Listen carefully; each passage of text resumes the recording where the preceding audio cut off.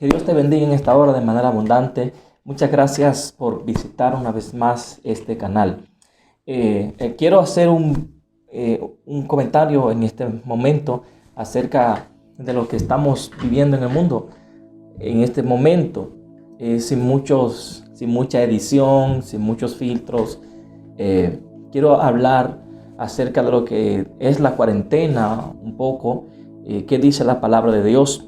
Sabemos que en países, la mayoría de países ya se han declarado en emergencia, se han declarado en cuarentena. Países como Argentina, Colombia, el mismo Salvador, aunque no tiene casos confirmados todavía. Y yo felicito al presidente Bukele por la valentía y por la preparación y la prudencia que ha hecho para esa nación y otras naciones que se han preparado también para ello.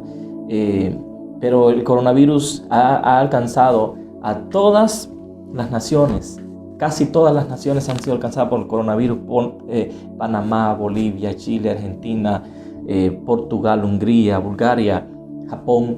Y la mayoría de países han declarado estados de emergencia o han declarado cuarentena. ¿Cómo afecta esto a la iglesia? ¿Cómo toma esto la iglesia? ¿Qué dice la Biblia acerca de la cuarentena? En la palabra de Dios conocemos como cuarentena primeramente a un aislamiento preventivo al que se somete una persona por cuestiones de sanidad. Y en la Biblia nosotros vemos en el libro de Levítico capítulo 12 versículo 1 y 8, cuando habla acerca del alumbramiento o de una mujer dar a luz, que, ¿verdad? Si esta mujer daba a luz tenía que estar en una especie de cuarentena.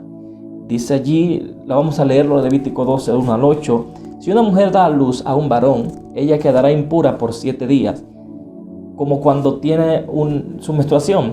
Al 8º día se le hará al niño la circuncisión y después la mujer debe permanecer 33 días purificándose de su flujo de sangre. O sea, la mujer era sometida a una cuarentena para ser purificada y también como una especie de descanso. Hoy en la época moderna a la mujer se le da una especie de descanso antes del alumbramiento y después del alumbramiento. Yo quiero que nosotros entendamos que la cuarentena nos da a nosotros un reposo. Dios al pueblo de Israel varias veces lo puso en reposo para que la tierra repose. Y de hecho, no estamos diciendo que el coronavirus es bueno, pero esto ha provocado que la tierra entre en un reposo de tantas emisiones tóxicas que producen las plantas nucleares en el mundo. Y ya hay imágenes de la NASA que lo muestran, cómo el planeta ha recibido menos emisiones tóxicas de las plantas nucleares. No es para nada bueno. Repito, el coronavirus no es para nada bueno. Pero yo quiero que veamos en la Biblia qué ocurre. Por ejemplo, que lo que me compete a mí es hablar de la palabra. Yo no sé, no soy médico, yo no soy biólogo, no soy de estos que tienen que ver con ingeniero ambiental. No soy nada de esto. Soy un siervo de Cristo, pero quiero transmitir un mensaje a la iglesia, al cuerpo de Cristo y a todos los que no nos están oyendo, de qué dice la palabra. Todo lo que vemos, hermanos, está registrado en la palabra de Dios. El Levítico 13:45, hablando acerca de la cuarentena, dice: en cuanto al leproso que tenga infección, sus vestidos serán rasgados. Ese leproso tenía que descubrir su cabeza y gritar que estaba inmundo, era puesto en cuarentena. Lucas 17:12 dice: y al entrar en cierta aldea, le salieron al encuentro a Jesús 10 hombres leprosos que se pararon a distancia, no se acercaron. Fíjese que Jesús, siendo el Hijo de Dios, Jesús siendo el Todopoderoso, guardó su distancia, o sea, fue prudente. Vemos hoy en día que la gente dice: pero ¿cómo vamos a dejar de dar cultos? ¿Cómo vamos a cerrar las iglesias? Que eso no es posible, que eso es una persecución del gobierno, etcétera, etcétera. El mismo Señor dio ejemplo de cumplir con la ley de Dios. Y bueno, obvio que Él sanó a estos leprosos, pero los sanó con una palabra, no se acercó a ellos. Números capítulo 12, versículo 14 al 16, dice: pero el Señor dijo a Moisés: si su padre le hubiera escupido a ella en el rostro, ¿no llevaría su vergüenza por 7 días? que sea echada fuera del campamento por 7 días y después puede ser admitida de nuevo. María o Miriam, la hermana de Moisés, cayó leprosa a consecuencia de la murmuración que hizo con su hermano, en contra de su hermano, y dice la palabra de Dios que ella fue sacada del campamento por 7 días y después entonces volvió. Después que ella volvió, el pueblo pudo seguir marchando. O sea, el pueblo se detuvo, el pueblo se frenó a consecuencia de la cuarentena o del apartamiento que se hizo de Miriam. ¿Qué está provocando el coronavirus en este momento? Está provocando que el mundo se detenga, que el mundo no avance, que el comercio se detenga, el turismo, los estudios, la vida habitual que nosotros llevamos se ha detenido. Pero esto provoca reacciones buenas. Nosotros tenemos que ver lo bueno de todo esto. Aparte de que yo veo personas que dicen solamente muere el 2% y no hay que preocuparse que solo va a morir el 2%, pero ¿y si tú llegas a ser parte de ese 2%? Nosotros tenemos que orar como iglesia para que no sea un 2%, no, sino un 0%.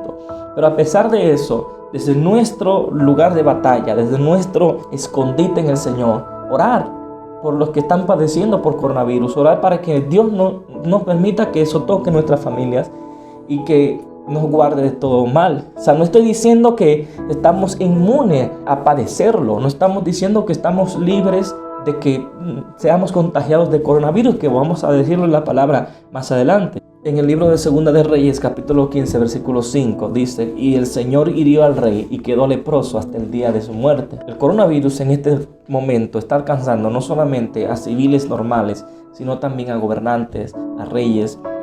Lo vemos cada día, sale algo nuevo en la noticia acerca de ellos.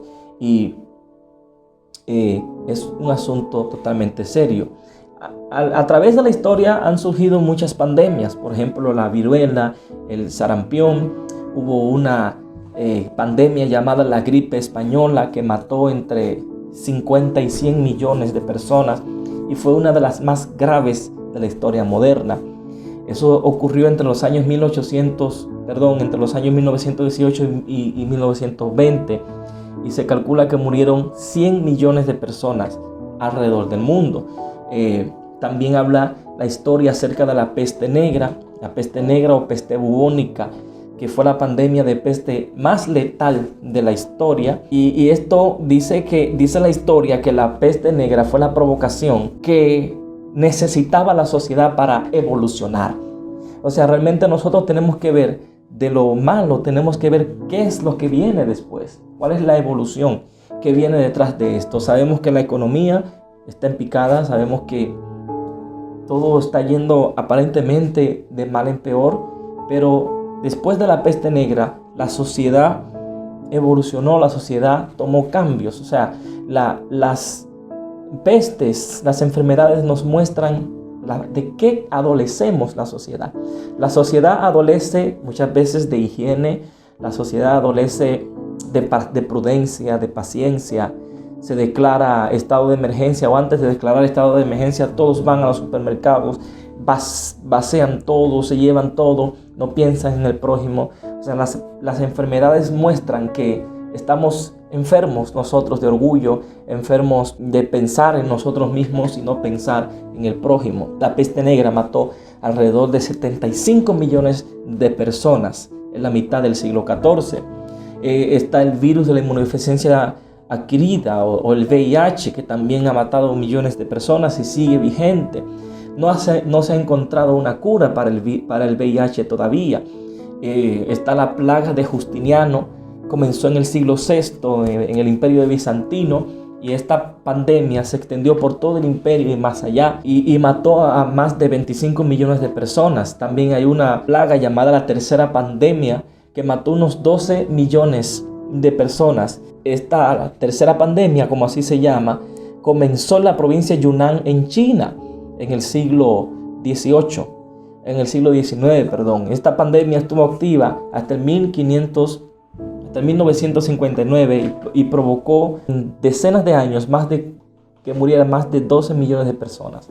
O sea, posiblemente el coronavirus no sea algo que se detenga en los próximos meses, sino que se encuentre una forma de controlarlo, pero pasando los años seguirá muriendo muchas personas.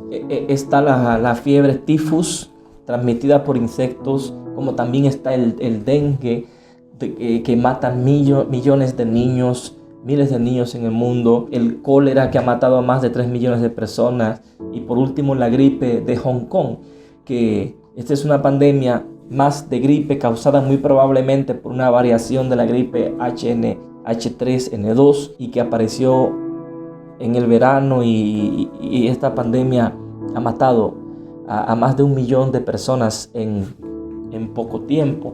Y bueno, quiero decirles, amados hermanos, que bueno, el día de ayer el presidente de la República del Perú declaró estado de emergencia, lo que significa, todos saben qué significa, que se cortan las reuniones sociales, no hay salidas, se cancelan muchas cosas, entre ellas las reuniones, los cultos en las iglesias. Hasta hace una semana se hablaba de que solamente se podían reunir 300 personas, pero hasta el día de ayer se declaró estado de emergencia, 0 reuniones, todo el mundo en su casa en cuarentena. Pero he visto muchos mensajes en las redes sociales, muchas reacciones de muchos hermanos de muchas iglesias a favor y otras rebelándose en contra de lo que establece el gobierno, diciendo que esto es una persecución para la iglesia.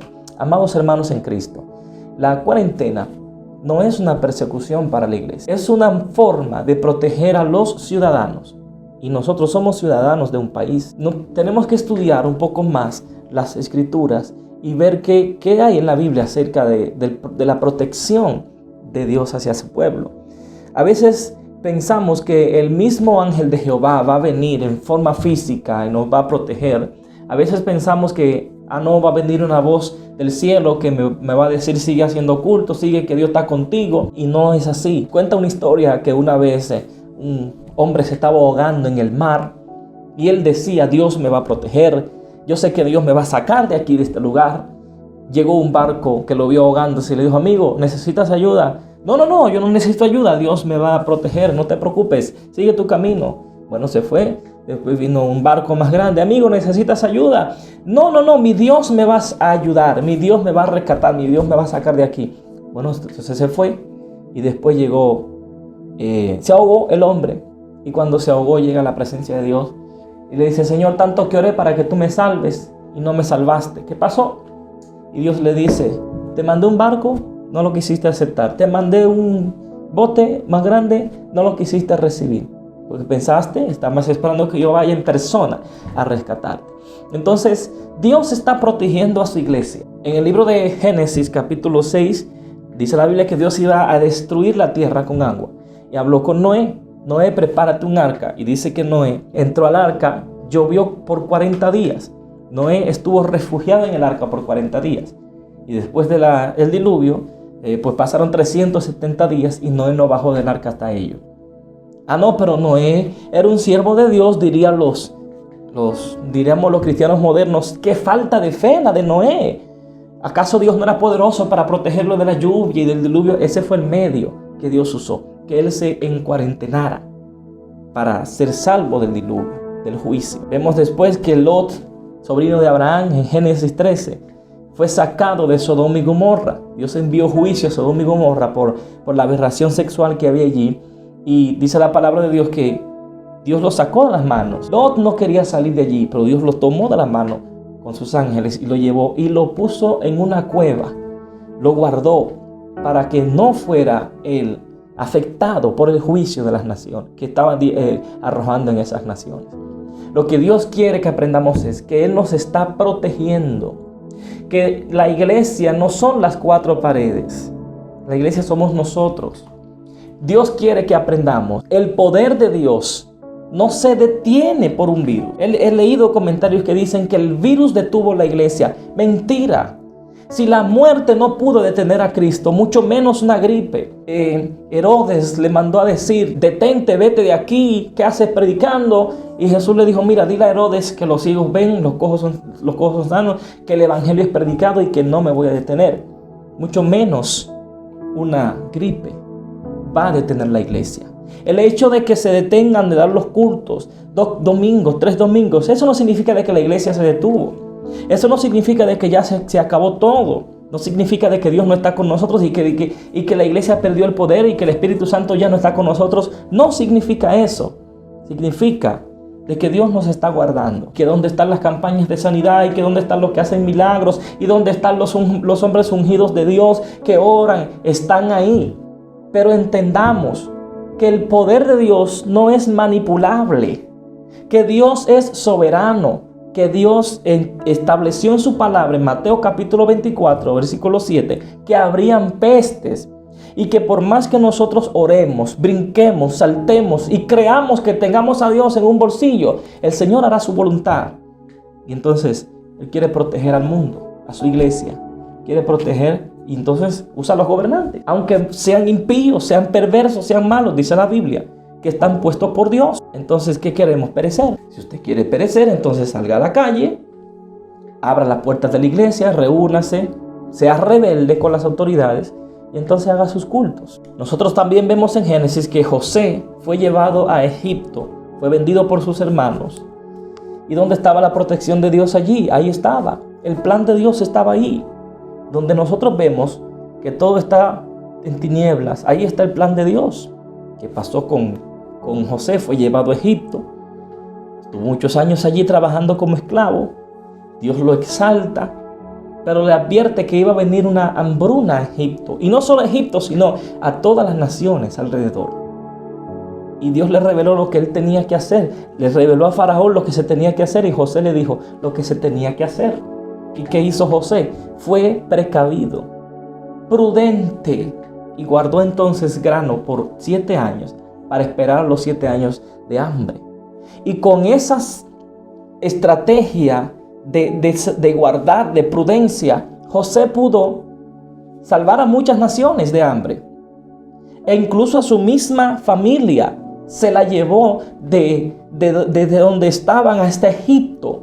Los guardó en Egipto para ser preservados de hambre y que ellos después puedan ser de bendición para los demás. Lo vemos también cuando Dios envió las plagas a Egipto.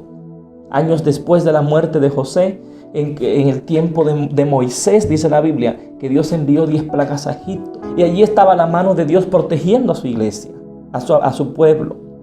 En la última plaga, que era la plaga de las muertes de los primogénitos, que Dios le ordenó a Moisés: dile al pueblo que todo el mundo se encierre en sus casas, que pinten con sangre los dinteles de las puertas, porque va a pasar el ángel de la muerte. Y cuando pase el ángel de la muerte, el que no esté dentro de su casa protegido, entonces morirá. Amados pastores, iglesia, pueblo de Dios, Dios está cuidando de ti, de tu familia, de mí.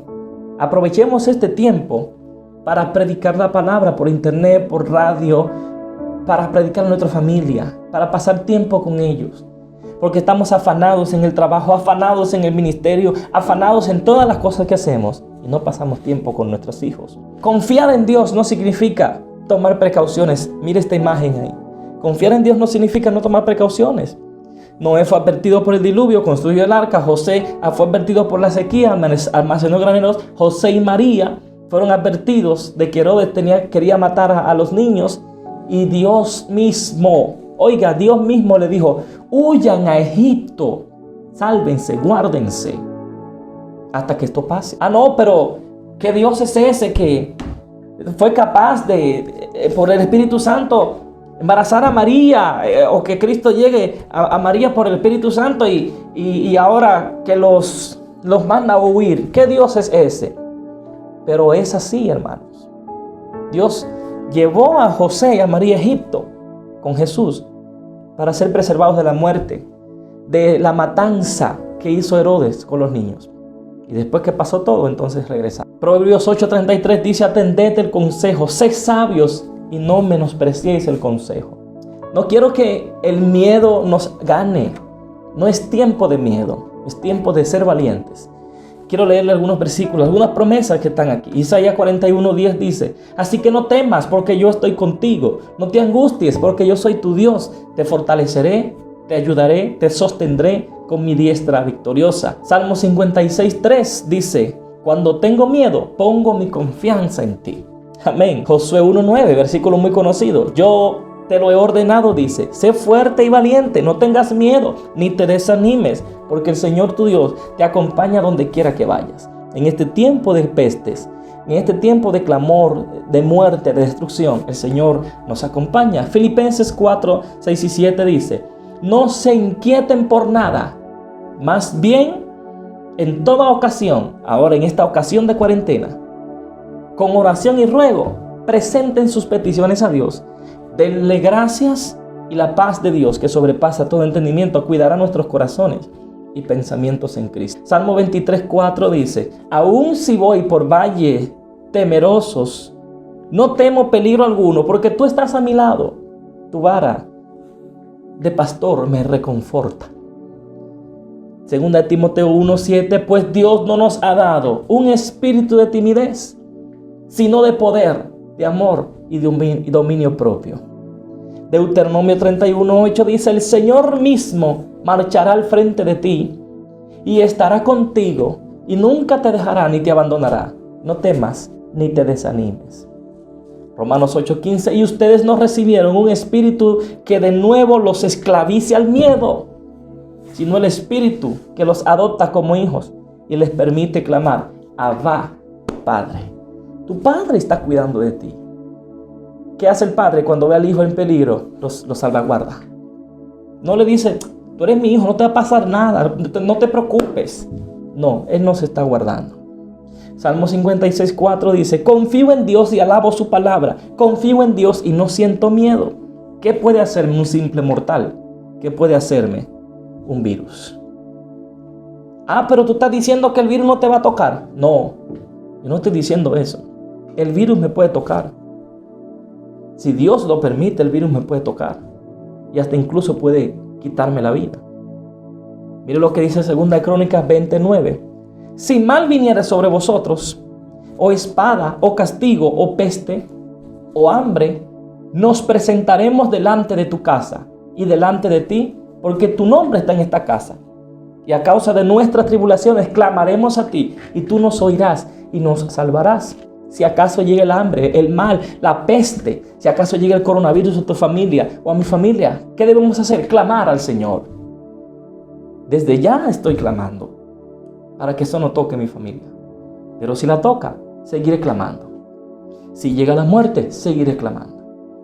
¿Por qué? Estimada es a Jehová, a los ojos de Jehová la muerte de sus santos. No, pero yo no estoy diciendo que somos ungidos con la sangre de Cristo y que porque somos ungidos con la sangre de Cristo no nos va a tocar la peste. Es mentira. Dios puede permitirlo. Y si ese es el medio que Él quiere usar para llevarnos a su presencia, al cielo, lo va a hacer. Alabado sea Dios. Osea 13:14 dice, los libraré del poder del Seol, los rescataré de la muerte. ¿Dónde está muerte tu peste? ¿Dónde Seol tu epidemia? Eso está en Oseas capítulo 13, versículo 14. Amados hermanos, yo quiero finalizar en este tiempo orando por tu familia, por tu nación, por tu iglesia, por tu pueblo y por tu vida. Amado Dios, te doy gracias por este tiempo, que me permites hablar tu palabra por este medio. Sé que es un tiempo de tristeza, de dolor para muchas familias, para muchas personas que han perdido a un ser querido, pues han muerto más de 5,000 personas en el mundo.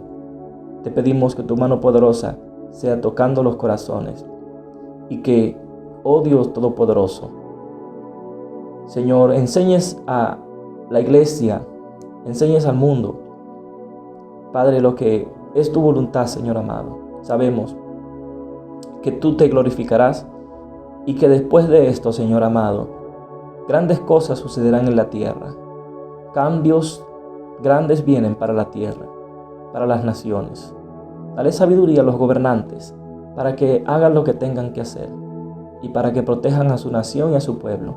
Y a nosotros como iglesia, que tú eres nuestro gobierno, que tú eres nuestro Padre, que tú eres, Señor, nuestro todo, podamos nosotros también crecer y entender que este tiempo de cuarentena nos da a nosotros una gran oportunidad para alabarte y exaltarte.